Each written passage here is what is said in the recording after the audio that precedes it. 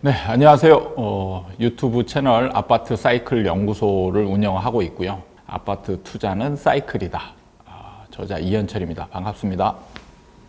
사실 둔촌주공은 이제 조합원과 건설사의 싸움으로 인해서 어느 정도 이제 굉장히 공사 기간, 분양 시기도 굉장히 늦춰졌죠. 원래 둔촌주공의 분양 예정가는 3천만 원 미만이었어요. 3천만 원 미만이었을 때 지금 만약에 3천만 원 미만으로 분양을 했다라면 이런 경쟁률이 나올까? 좀 더 경쟁률이 굉장히 높았겠죠. 아직까지는 3천만 원 정도면은 33평이면 한 10억 정도 되거든요. 그러면은 한 10억 정도의 분양을 한다라면 아무리 떨어지는 추세라고 하더라도 지금 가격 메리트가 있는 구간이죠. 그렇다라면 경쟁률이 꽤 나왔을 테고, 그 다음에 지금 둔촌주공 분양가가 평당 3,829만 원이죠. 근데 그러니까 한 13억 5천 정도 된단 말이에요. 국평이. 근데 이거를 작년쯤에 분양을 했다라면, 작년 한 9월 정도가 비교가 될 수 있는 헬리오시티 작년 9월 가격이 23억 5천인가 됩니다. 그러면 둔촌주공은 약 14, 많이 잡아야 14억. 둔촌주공이 14억인데 헬리오시티가 23억이에요. 그러면 또 나름 가격 메리트가 있는 구간이죠. 그러니까 작년 한 여름쯤만 분양을 했어도 둔촌주공의 경쟁률은 이 정도까지 나올 가능성은 없었습니다. 아마 수백 대 1이 되었을 거예요. 근데 지금 딱 분양을 하고 보니까 문제는 헬리오시티가 지금 17억, 지금 이제 호가는 16억까지 나왔고, 그 다음에 고덕 그라시움이나 아르테온 같은 경우도 비슷한 가격, 지금 둔촌주공하고 비슷한 가격대가 형성이 됐단 말이죠. 근데 문제는 이 아파트들이 더 떨어지는 분위기라는 거예요. 그러면 지금 둔촌주공의 가격이 싼 게 아닌 거죠.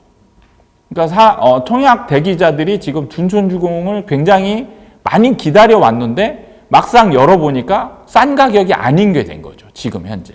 그래서 청약 경쟁률이 굉장히 예상보다 안 좋게 나왔던 결과를 가져왔고, 앞으로 이제 분양하는 것들 보면은 이제 평당 4천만 원은 이제 대부분 넘을 가능성들이 많고, 그렇게 되면 주변의 아파트들과 비교했을 때 결코 이것들이 싼 가격이 될 수 없다. 그러면 이제 지금 미분양 이런 것들이 날 가능성, 서울은 미분양이 안 난다라고 생각했던 분들이 이제 깜짝 놀라는 상황들이 벌어질 수 있는 겁니다. 저는 하락 기간은 한 5년 정도 보고 있습니다. 5년 정도 보고 또 바로 반등하는 게 아니고 또 정체기라고 해서 1, 2년 정도 또 옆으로 기기만 하는, 올라가지 않고 떨어지지도 않는 그런 구간이 또 1, 2년 정도 있어요. 그래서 이걸 총 합하면 한 7, 8년 정도, 이 정도를 이제 하락기로 보는데, 그 가장 큰 원인 두 가지를 꼽자면 저는 전세가율과 그 다음에 미분양이라고 보거든요. 미분양은 앞으로 계속 늘어나게 돼 있습니다. 계속 늘어나요. 그러니까 지금 분양 예정인 현장들은 분양가가 이미 나름대로 정해져 있거든요. 그러면 지금 이 정해져 있는 분양가들은 대부분 다 지금 현재의 높은 땅값, 그 다음에 굉장히 높은 건축비, 이것들로 만들어진 분양가란 말이에요. 그런데 이제 주변 아파트 가격들은 앞으로 계속 어쨌든 적어도 1, 2년 이상은 떨어질 거란 말이죠. 그러면 분양가는 무조건 비싼 느낌이 나게 돼 있고, 미분양은 누적돼서 늘어나게 돼 있어요.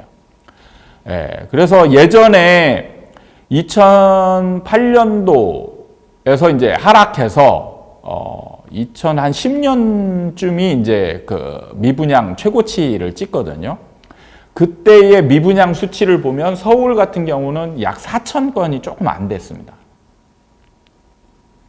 그리고 경기도가 약 3만 8천 호 정도 됐었는데 비슷한 수치가 나오지 않을까 생각돼요. 그러면은 꼭지를 찍고 이제 떨어진다라고 해서 바로 올라가는 게 또 아니라는 거죠.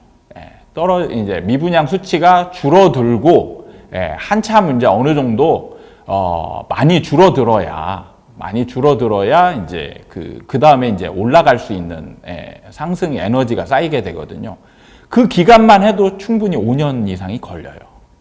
그리고 전세가율을 보면 서울의 좀 인기 있는 아파트들이 올라가는 상승 시점을 보면 전세가율이 적어도 한 70에서 75% 정도 되거든요.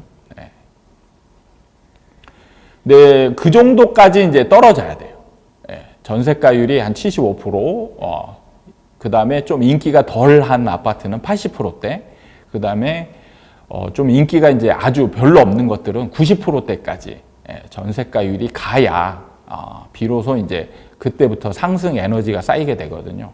근데 지금 같은 경우 이제 서울이 아직도 50%고 문제는 지금 전세가가 내년도 그러니까 2023년도에도 상승할 가능성이 별로 없다는 얘기예요.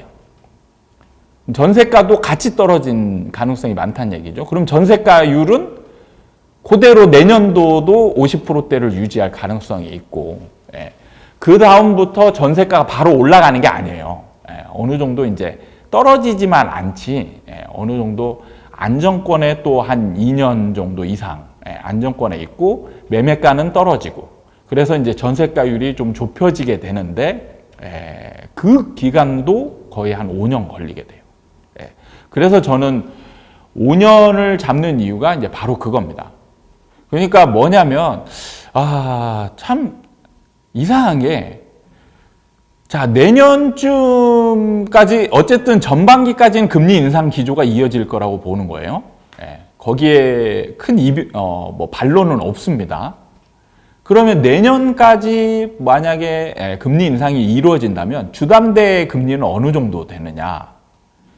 지금 좀 약한 게 5%, 6%대입니다. 내년까지 올라가면 심지어는 8% 이상 나올 가능성이 많은 거죠. 그럼 여기서 금리 인상이 멈춘다. 그럼 금리가 2%, 3%가 되는 게 아니잖아요. 8%예요.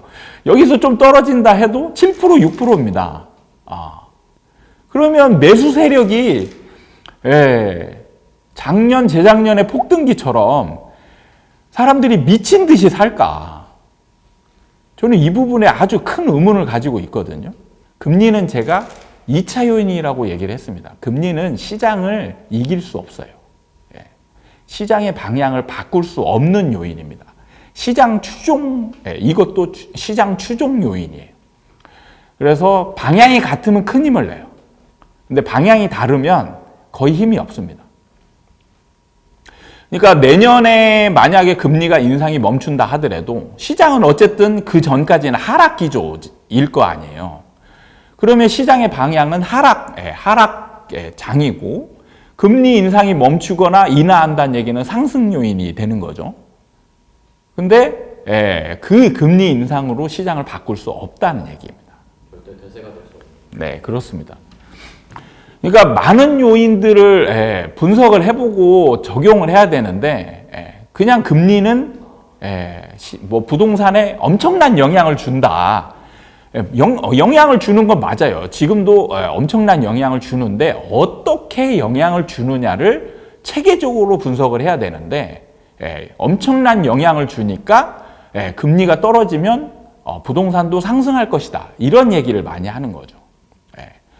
그러니까 과거로 돌아가 보면 우리나라에서 금리가 올랐던 적을 보면은 2004년부터 한 2006년까지 금리가 올라갑니다. 그러면 하락 요인이죠. 근데 2004년부터 6년까지 우리나라 부동산 시장은 어땠냐? 폭등했습니다. 그리고 이제 금리가 2008년부터 이제 아마 2009년부터인가 떨어지기 시작할 거예요.